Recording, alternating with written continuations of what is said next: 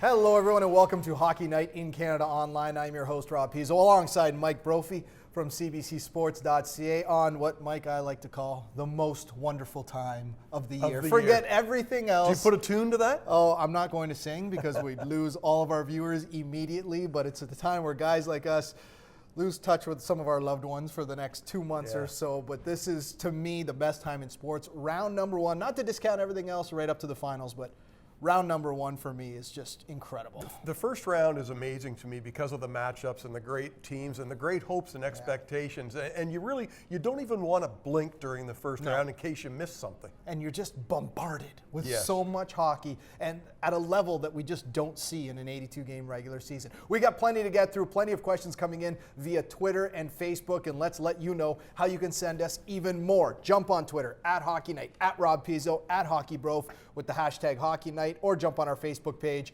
Facebook.com/Hockey Night in Canada. Let's get to the questions, bro. We've got 15 minutes and we've got plenty of them, and we are going to start with the series between the Detroit Red Wings and the Boston Bruins. And this is from Frenchie T.O. Am I crazy to pick Detroit over Boston? You know what? I look at this series and I look at the Detroit Red Wings and I don't consider them a true low seed. I really don't. I compare them almost to the LA Kings a couple of years ago, who barely made it into the playoffs, then won the Stanley Cup. Not to suggest the Red Wings are going to follow the exact same path, but you're talking about a team that had the second most injuries in the National Hockey League this year, and yet they competed. They were competitive all year long. Now they're getting their guys back. They've got, in my opinion, the best coach in the NHL in Mike Babcock. They play an unbelievable system that all their players buy into. So it didn't matter if they had regulars out of the lineup and they had to bring guys up from Grand Rapids. They're like robots. They just go out and do exactly what is asked from them. And hey, let's be honest, they're up against a machine in the Boston Bruins, but to suggest that they couldn't win the series in the first round is ludicrous to me. I'm not sure I'd favor them, but it would surprise me on no level if they were to come out of the first round. All we have to do is look at last year as well to see that they gave the defending champs everything they could handle. They went farther than a lot of people thought. And you know what? Man games lost can sometimes be a misleading stat because you don't look at exactly who was lost. The Datsyuks, the Zetterbergs, which almost should be a 2-to-1 ratio when you lose a Pavel Datsyuk or a Henrik Zetterberg. And you know what? You're right, Mike Babcock. Hell of a job this year in keeping this team competitive, getting them into the playoffs for the 23rd straight year. Look, I got Boston in this series. I think they're just a phenomenal team. They've got all the depth in the world. But I'm with you. It would not be a phenomenal shock if there was an upset here. And the other thing we have to mention, I'm saying Mike Babcock's the best coach in the NHL. Claude Julien's not far behind. This guy is an excellent coach too. So he's a great tactician. He gets his players to buy in. So it's going to be an eventful and amazing first round. All right, let's stick with some injuries because we got to talk about the St. Louis Blues. And as you joked on CBCSports.ca, even their popcorn guys got a bum elbow right about now. We got a question coming in from Dale Ma. Do the St. Louis Blues have what it takes to down the Stanley Cup champions? You know, I mean, obviously they do. It wasn't the ending to the regular season that they had scripted at the start of the year, losing 6 in a row. But I'm also a guy who looks at this roster and I think to myself, they've got everything you need to be a Stanley Cup champion. And the addition of Ryan Miller, to me, really puts them over the top. What I like about this team is they can play any style you want. Alex Steen had an unbelievable season this year, a real breakout year for him. They've got speed, they've got size, they can play a nasty game if you want to play nasty. And as I pointed out to you in the past, they picked up some veteran players who have been there, done that before, so that helps in the locker room. Then you've got a coach in Ken Hitchcock who has won a Stanley Cup championship.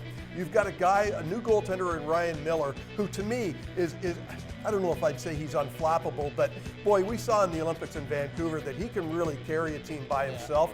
He doesn't have to carry this team, just give them a chance to win. So they've got all the elements you need to knock off what I think is one of the greatest teams in the National Hockey League, the Blackhawks. I think they do. The one thing for me, I think the Blackhawks maybe feel a little underappreciated. And I know they've had some injuries down the stretch with Taves and Kane, but this is a team who ended up finishing third. This is a team that a lot of people aren't necessarily putting up there as a Stanley Cup favorite.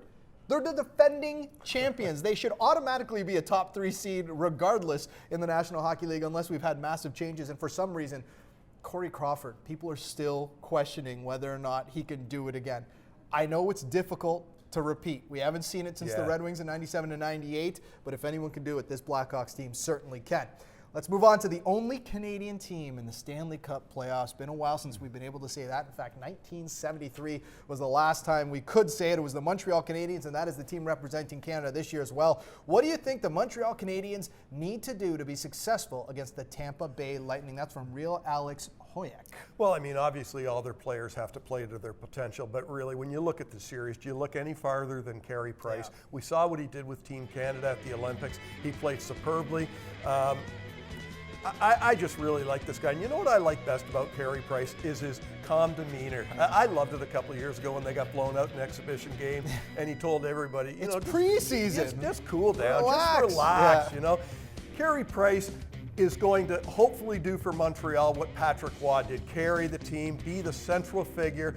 I like the way Marc Bergevin has built this Montreal Canadiens team, and I know we talk about it quite frequently how some of their key guys aren't very big, but as I like to point out, their smaller guys don't necessarily play a small game. Brian Giunta, Gallagher. Gallagher is one of those guys I think every team in the NHL would love to have. Yeah. So if Carey Price can play the way he's capable of playing, I think Montreal could scare a couple hockey teams in the playoffs. When I looked at the goaltending matchup in this series before we had a certain injury, I looked at Carey Price and Ben Bishop. Ben Bishop had a great year. In fact, a lot of people were talking about a Vezina trophy with him.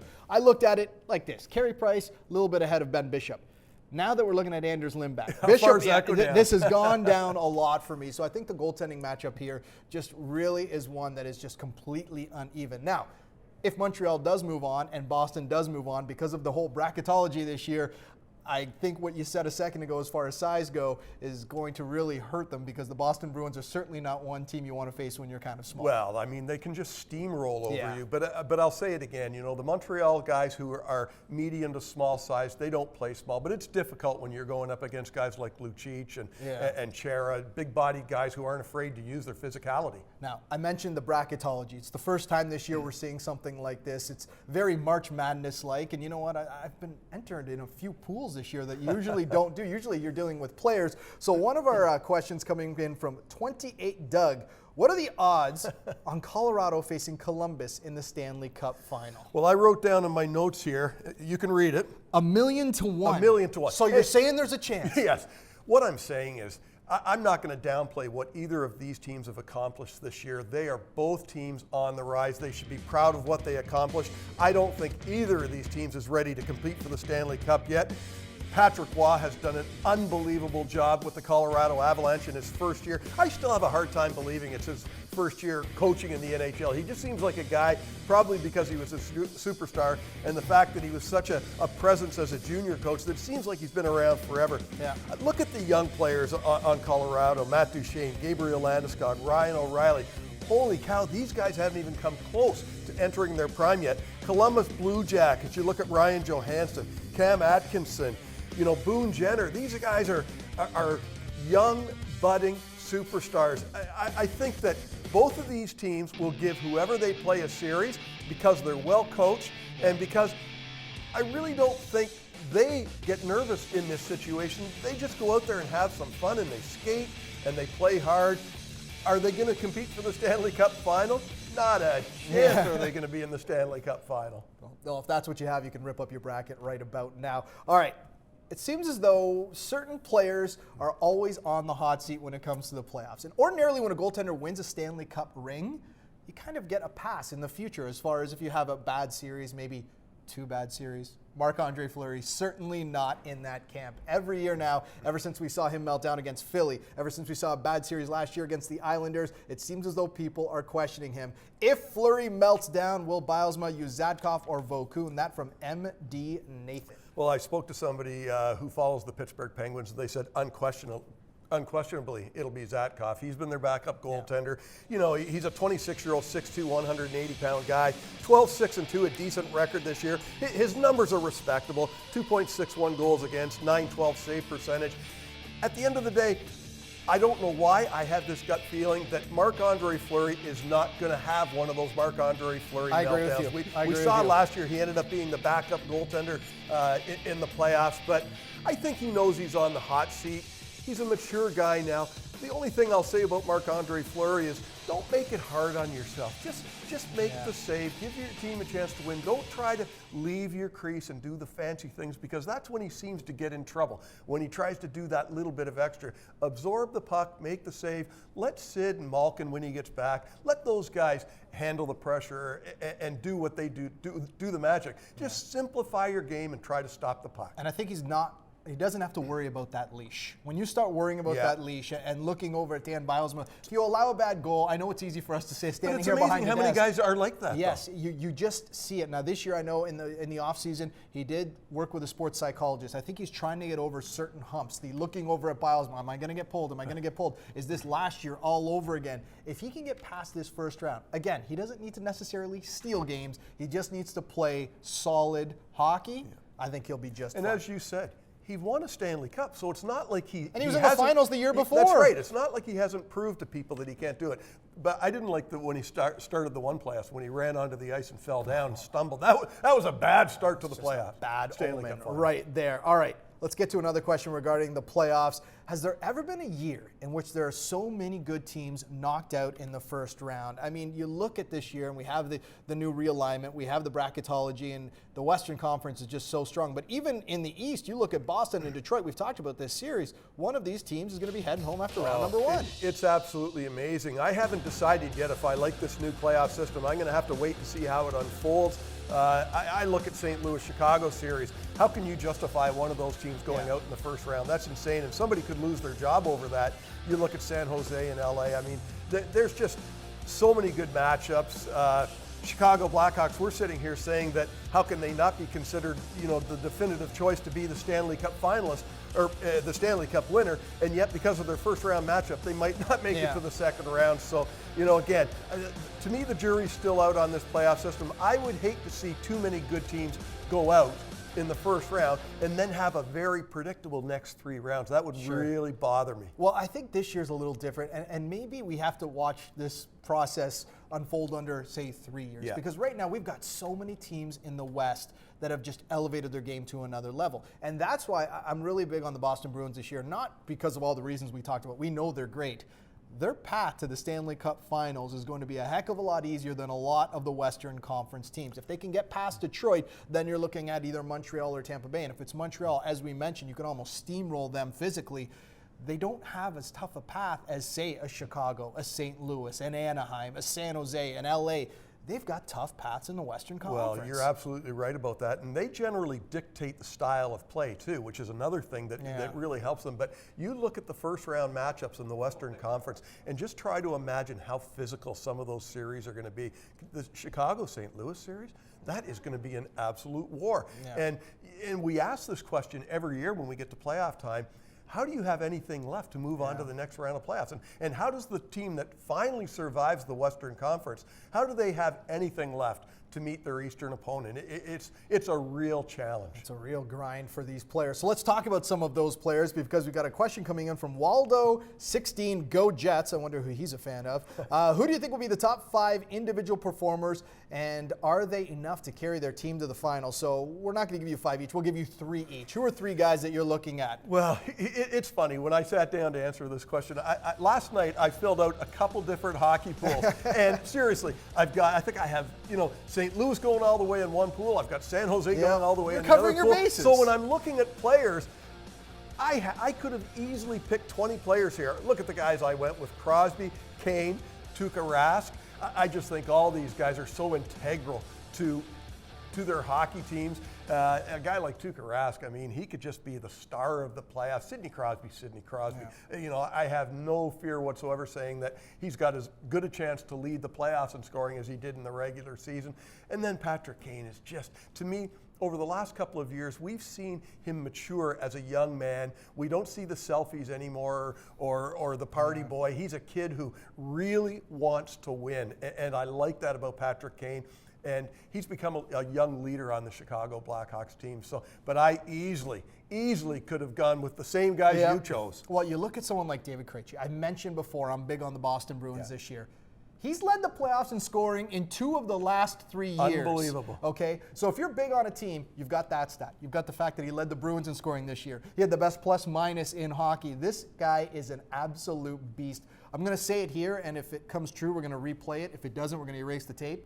Krejci is your Conn Smythe Trophy winner. I really think we're going to see a big playoff again from him. And as I mentioned, Joe Pavelski has had himself a great year as well. Real breakout season. And San Jose, I know we say this every year. This one feels a little different, and I'm going to go with it. I see a big one from Pavelski and Ryan Getzlaf, MVP-type season. I think he's going to finish second behind Sidney Crosby, so big playoff there. Some breaking news that we have that has absolutely nothing to do with the playoffs because this team was battling for a playoff spot, ended up on the outside looking in, but when the Winnipeg Jets start the next season, it will be with Paul Maurice behind the bench, signed a 4-year contract extension. Your thoughts on this? I think it's great for Paul Maurice. He's one of the most universally liked people in the NHL. I think whether you're a player, a coach, a reporter, if you've had anything to do with Paul Maurice, you know he's a wonderful man. And he went to Winnipeg under very trying circumstances, and he got these guys to settle down, to focus, to play hockey, with the exception of one dude, Evander Kane, and now you're reading my notes. Yes. What now for Evander Kane? And there's good. That's a great question too, because we talk about this guy all the time.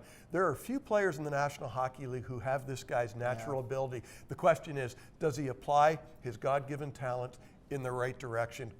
He hasn't hit star status yet, never mind superstar status. And does Paul Maurice have the patience? And Paul Maurice is a very patient man, but does he have the patience to mold Evander Kane? Does Evander Kane want to buy in? I'm not certain about either of those, but it wouldn't surprise me on any level if the Winnipeg Jets moved Kane and let somebody else try their hand with this young guy. I hate when we have players with such talent and we're sitting here debating the pros and the cons of having him on their team. This guy, as you mentioned, all the talent in the world. I don't think anyone's going to doubt what he can do on the ice, but when you're dealing with constant controversy on Twitter and different comments and being sued and everything else, again, now you're weighing the pros and cons. We saw this with Tyler Seguin in Boston. I'm glad you brought that up. And you know what? When Seguin had that reputation of working a little harder off the ice than he did on it, Boston finally cut rope and said, you know what, enough is enough. Let someone else deal with him. It's worked out pretty well for the Dallas Stars. Well, and the amazing thing is, how long did the transformation take? It only took a couple of months between him leaving Boston, getting to Dallas, settling down, becoming a National Hockey League player with focus, now a guy who is a top 10 player in the league, and it didn't take long. So if Evander Kane gets his head in the right spot, this thing could turn around in a real hurry in a very positive way. It's going to be interesting to see with Paul Maurice behind there for 4 more years. Thanks a lot to you, Broph. As always, here's how you contact us at Hockey Night, at Rob Pizzo, at Hockey Broph with the hashtag Hockey Night. Of course, you can jump on our Facebook page, Facebook.com/Hockey Night in Canada. And remember, CBC is where you should be locked on for the playoffs. We've got Montreal at Tampa Bay tonight with the pregame show starting at 6:30 Eastern Time, then Columbus and Pittsburgh, 7:40 puck drop there. For Mike Brophy, I'm Rob Pizzo. Thanks so much for watching. This has been Hockey Night in Canada Online.